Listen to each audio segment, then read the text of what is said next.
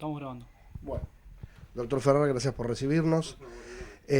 Insoslayablemente, la agenda de estas últimas semanas estuvo vinculada a la deuda externa, la deuda interna, el manejo de este gobierno en relación a este tema. ¿Cómo evaluaría usted las políticas articuladas por este gobierno en relación a la deuda que mantiene con organismos del exterior, acreedores y demás? Mire, yo más que hacer una evaluación de las políticas del gobierno, analizaría la situación actual, en la cual después del desendeudamiento que comenzó a partir del default de la deuda en el 2001, se fue reduciendo el monto de la deuda externa hasta niveles aceptables que el país puede cumplir con recursos propios. Esto dejó un pequeño residuo de deuda fuera, digamos, de la reestructuración, donde entró más del 90%, parte de lo cual está en manos de estos fondos que llamamos fondos buitre, que han venido litigando contra el país desde el principio. Ha habido, te recuerda, el embargo de la fragata, embargos en cuentas del exterior. Así que es una incomodidad que se ha planteado por este grupo que no aceptó la oferta argentina. Pero en definitiva el país se recuperó, canceló la deuda con el fondo y consiguió recuperar, digamos, autonomía frente a estos mercados financieros que ya no son los que manejan las cosas en la Argentina, sino que, bien o mal o regular, lo está manejando el gobierno que eligió el pueblo argentino. Ahora surge un hecho nuevo que es este de la decisión de la Corte norteamericana, que impide que Argentina pueda cumplir los pagos de la deuda reestructurada por el cauce principal que se lleva a Nueva York, los Estados Unidos, por el riesgo del embargo. Frente a esta situación, el gobierno trata de negociar, digamos, con los acreedores, con los fondos buitre, pero yo creo que el tema muy importante es con qué espíritu se va a negociar, porque creo que uno no se puede sentar nunca en una mesa de negociación suponiendo que el acuerdo es una cuestión de vida o muerte, que hay acuerdo o que se viene el mundo abajo. Si esto es así, si esto se ve así, entonces no hace falta negociar nada, hay que firmar donde dice la otra parte. Yo creo que Argentina va a la negociación, podría ir fuerte realmente, si mantiene el pago de la deuda reestructurada, si no lo puedo hacer vía Nueva York, hacerlo vía Buenos Aires. Es decir, tratar de mantener, como lo dijo inicialmente el ministro de Economía, mantener al día, como lo ha venido haciendo desde que se reestructuró la deuda, la que está normalizada. Y respecto de los fondos buitre, conversar, a ver si hay alguna posibilidad de una resolución que claramente no es la que surge del fallo de la Corte o de la justicia norteamericana, porque esto implica descalabrar todas las finanzas públicas argentinas. Yo creo que en el peor de los casos, si no hay arreglo, se va a prolongar la situación que teníamos anteriormente, de esta cuestión de los embargos, de las incomodidades. Argentina no tiene en este momento acceso al crédito internacional a tasas razonables, pero tampoco lo necesita porque el Estado se está financiando con recursos propios. La banca argentina no tiene ninguna burbuja especulativa, no es lo que pasó en España, por ejemplo, con el sector inmobiliario.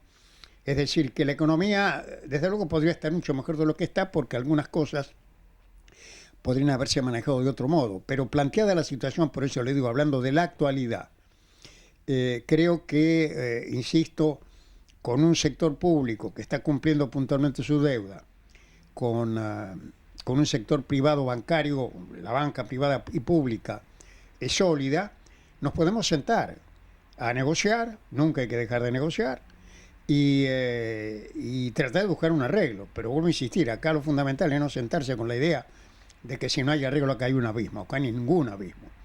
Acá hay una situación compleja donde de estas finanzas internacionales, y después reconocer también que en realidad nuestro problema principal no son los fondos buitres. Los problemas de la economía argentina son la inflación, el tipo de cambio, la competitividad, el fortalecimiento de la situación fiscal, remover la restricción externa a partir del desarrollo industrial, eliminar ese fenomenal déficit que tenemos en autopartes. Es decir, los problemas fundamentales de la Argentina están de fronteras para adentro. Este tema de los buitres es una incomodidad que tiene ahora un nuevo aspecto, que es este que acabamos de comentar, el no poder pagar vía Nueva York. Pero yo creo que si esto se maneja con serenidad, reconociendo que es un tema en definitiva de segunda importancia, porque los problemas de primera importancia son los que le mencioné antes, yo creo que eventualmente se puede llegar a un arreglo razonable con estos fondos buitres, y si no hay arreglo, seguirá un conflicto como lo hemos tenido en los últimos 10 años, y el país siguió adelante. Así que creo que hay que bajar un poco los decibeles en esto. Me da la impresión que se le da mucha más atención de la que merece. Hay otros temas mucho más importantes que este que tenemos que resolver y que son los que van a decidir la situación argentina. Y hay que evitar sobre todo que sobre esta situación se vuelva otra vez a activar esa visión de que Argentina es un país que solo puede funcionar con el crédito externo, con los dólares que vienen de afuera, haciendo lo que le dicen los mercados, que es la política que nos llevó a la crisis en tiempo de la dictadura y en la década del 90, finalmente a la crisis del 2001. Entonces, habría que evitar, digamos, que esta situación dé lugar al retorno de las políticas del pasado, que fueron precisamente las del endeudamiento. Entonces, si el país realmente consolida su situación macroeconómica, los fondos que necesita los tiene y los tiene además en esa enorme cantidad de dinero que está fuera del circuito, en el colchón y demás, que hay que reciclar.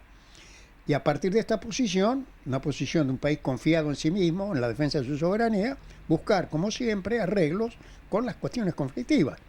Y no más que eso. Yo diría que me parece que hemos hablado demasiado de esto y le estamos dando más atención de la que merece.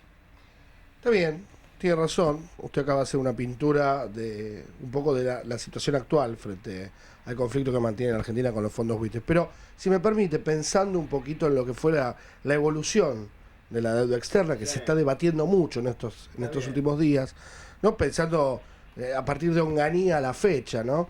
Uno podría pensar que el país se fue endeudando sistemáticamente. Así es, bajo las políticas neoliberales. Es decir, el golpe de Estado del 76 se instala en la economía argentina en la hegemonía de la especulación financiera. Se desregula el mercado financiero, se abre el mercado financiero, se sigue un tipo de cambio sobrevaluado que creó desequilibrios y fomentó el endeudamiento. Después vino, en la década del 90, ya bajo un gobierno democrático, la convertibilidad, el 1 a 1, la apreciación cambiaria, el endeudamiento y finalmente la crisis fenomenal cuando todo se derrumbó.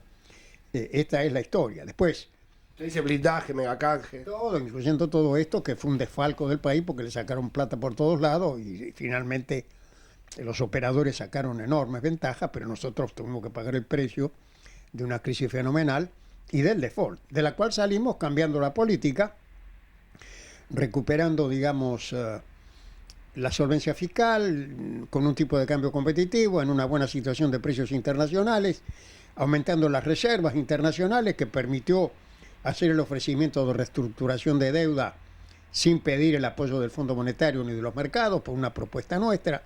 En el 2010 esto se amplió, más del 90% de los acreedores tomaron esa deuda y esa deuda se ubicó en términos manejables por los recursos argentinos. Vuelvo a insistir, el sistema bancario se fortaleció, no dependiendo del fondeo de los recursos del exterior, y llegamos a una situación donde había temas pendientes que venían de la época neoliberal, por ejemplo, la cuestión de Repsol o los juicios en el CIADI, el Club de París, temas que se han ido arreglando últimamente, y queda este último reducto de la herencia neoliberal, que es estos fondos buitres, que yo creo que hay que manejarlo con mucha firmeza, con mucho espíritu negociador, pero de ninguna manera pensando que si no hay acuerdo acá estamos en el abismo, ni mucho menos.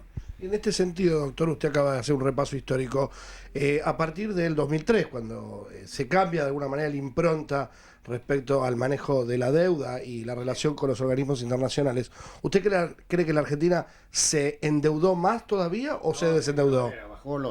El stock de deuda bajó notablemente. Hoy Argentina es uno de los países menos endeudados en deuda externa. Tiene una deuda interna de los recursos propios en moneda nacional y una deuda externa que es absolutamente manejable. Apareció, sin embargo, una insuficiencia de divisas, a pesar de ese desendeudamiento, porque se cometieron algunos errores, se dejó atrasar el tipo de cambio, se perdió competitividad, no se trabajó con suficiente intensidad en la resolución de estos desequilibrios de la estructura industrial para resolver el tema de las autopartes, apareció el déficit en hidrocarburos, es decir, aparecieron, digamos, a partir de 2008, 2009, una serie de desequilibrios que generaron tensiones en el sistema que provocaron el aumento de la tasa de inflación y la fuga de capitales. Pero aún así, a pesar de este deterioro, la situación actual es muy distinta a la del 2001. El país tiene un bajo nivel de deuda, tiene todavía un nivel de reservas interesante y tiene posibilidad de recuperar otra vez el superávit en los pagos internacionales, en la que se llama la cuenta corriente, y por lo tanto descansar en los recursos propios, lo cual le da una capacidad de resistencia frente a presiones externas que hay que defender, porque luego insistir, atrás de este episodio viene toda digamos, la tentativa de volver a reinstalar en la economía argentina la política neoliberal, que es la política de buscar soluciones por el endeudamiento externo, por la venta del patrimonio nacional, y las consecuencias de esas políticas las hemos vivido en carne propia, y son las políticas que se están aplicando en los países endeudados de Europa, con procesos de ajuste salvajes, que han creado una situación de deterioro social y económico en España, en Portugal, en Grecia y demás, extremadamente severa. Nosotros deberíamos entrar en esa situación, evitando volver a caer otra vez en el circuito de la deuda, con la apariencia de que si hacemos eso van a venir las inversiones, van a llegar los dólares de todos lados. Eso fue el verso, digamos, fue el planteo que se hizo durante la dictadura y en los 90. Iba a venir la plata de afuera, nos iban a desarrollar. Y los países se desarrollan esencialmente con sus propios recursos.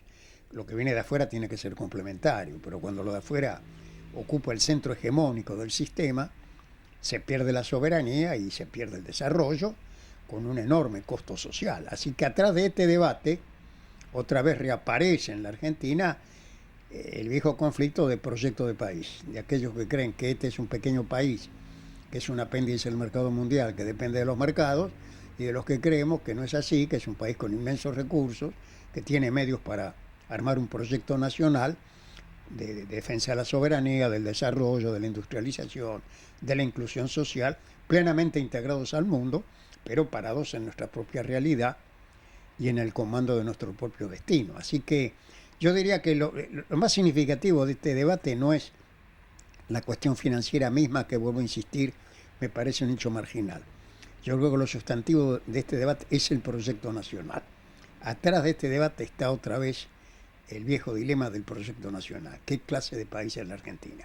El neoliberalismo propone lo que ya le dije y, digamos, lo que es la alternativa del pensamiento nacional, soberano, tiene otra concepción de esta realidad. Bien, si me permite 2 o 3 cuestiones antes de terminar, doctor. La Argentina ha alcanzado acuerdos importantes con, como usted bien dijo recién, algunos de los juicios del CIADI, el Club de París y, por supuesto, la adquisición, de alguna manera, o la expropiación de YPF. Se ha criticado mucho la negociación que llevó la Argentina con estas entidades. YPF técnicamente es un activo que adquiere el Estado Nacional. Pero de todas maneras, ¿usted cómo evalúa estos 3 hechos en particular? Yo creo que estos problemas fueron resultado de la herencia neoliberal. Lo de YPF resultado de la privatización, de la extranjerización de YPF. Argentina fue el único país que vendió su empresa petrolera. Y las consecuencias fueron las que hemos visto: la reaparición del déficit petrolero, la ausencia de inversiones y todo lo que hemos vivido. El tema de la deuda externa es consecuencia también del periodo neoliberal.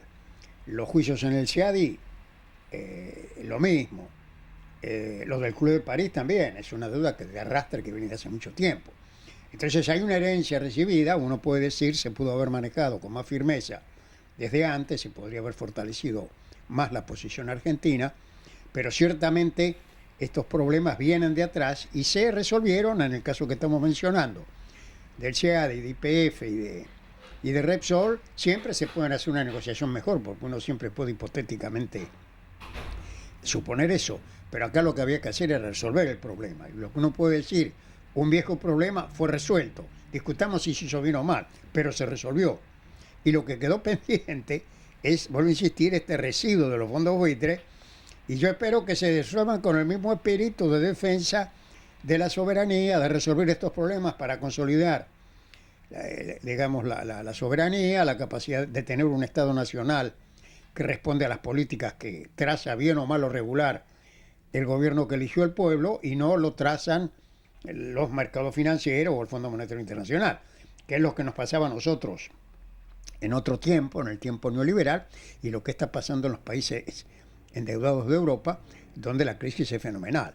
Entonces, yo creo que la alternativa es muy clara, volver al pasado o afirmar un camino de soberanía, de construcción sobre recursos propios, abierto al mundo, negociando siempre, pero sin perder el timón del barco, porque si no, cuando lo toman de afuera y nos llevan al abismo. Doctor, usted recién mencionaba, cuando hablábamos de la deuda, mencionaba que se había endeudado un poco internamente este gobierno en favoreciendo desendeudarse con el mercado internacional, digo, ¿no? Y es uno de los reclamos que por ahí quizás se escuchan de parte de algunos economistas, consultores y también periodistas. Esto de haber ponderado solucionar las cuestiones externas, los compromisos externos, endeudándose de alguna manera con algunos organismos como el Banco Central o el ANSES. ¿Cree que esto está bien? ¿Cree que está mal? No, ¿es una solución? No, yo creo que es muy distinto tener la deuda denominada en pesos que denominada en moneda extranjera. Si está denominada en pesos es un problema de la política económica, que la podemos arreglar, sobre todo fortaleciendo las finanzas públicas, evitando la necesidad de que el gobierno se financie con el Banco Central. En todo caso, que el enorme ahorro que tiene el ANSES en el sistema jubilatorio se oriente a la inversión, porque para eso está esa plata, para invertir y después pagarle a los jubilados. Así que, no, yo creo que la situación financiera del país es muy distinta a la del 2001. Hemos reducido sustancialmente la deuda externa, se está cumpliendo puntualmente sin pedirle nada a nadie, y ha aparecido ahora esta insuficiencia de divisas, consecuencia de los problemas que acabo de mencionar, el subdesarrollo industrial en primer lugar, agravado por el déficit en materia de hidrocarburos, y eso es lo que tenemos que resolver. Ese es nuestro problema, no el tema de los fondos buitres. Los fondos buitres es una anécdota en este escenario, y solamente se lo puede tratar desde una postura nacional, afirmativa, vuelvo a insistir, de un proyecto propio de la defensa de la soberanía. Y Argentina tiene todos los medios para lograr ese objetivo. Le hago la última y con esto cerramos. ¿Qué papel cree usted que juega en estos desequilibrios que usted, o cuestiones que faltan todavía aún resolver, qué papel cree que juegan el poder hegemónico, bien concentrado en materia económica financiera, digo, a la hora de, o a la luz de las cuestiones que usted recién mencionaba, digo, ¿no? A veces uno dice, hay desestabilizaciones que están producidas o no por estos organismos. Es el tema del río revuelto. Cuando el río está revuelto, es decir, cuando las finanzas públicas no están sólidas, cuando no hay superávit en la cuenta corriente del balance de pagos, cuando faltan divisas, cuando la inflación es mayor de la que conviene, eso genera un escenario de incertidumbre en el cual aparecen los pescadores de río revuelto. Pero el problema no son los pescadores, el problema es que el río está revuelto.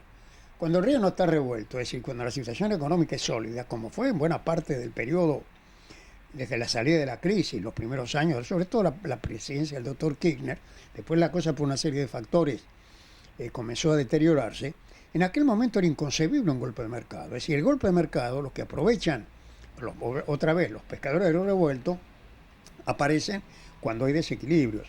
Entonces, cuando no hay desequilibrio y cuando la situación es fuerte, desde el punto de vista de las finanzas públicas, del balance de pagos, de la situación monetaria, entonces no hay perturbadores, no hay especuladores.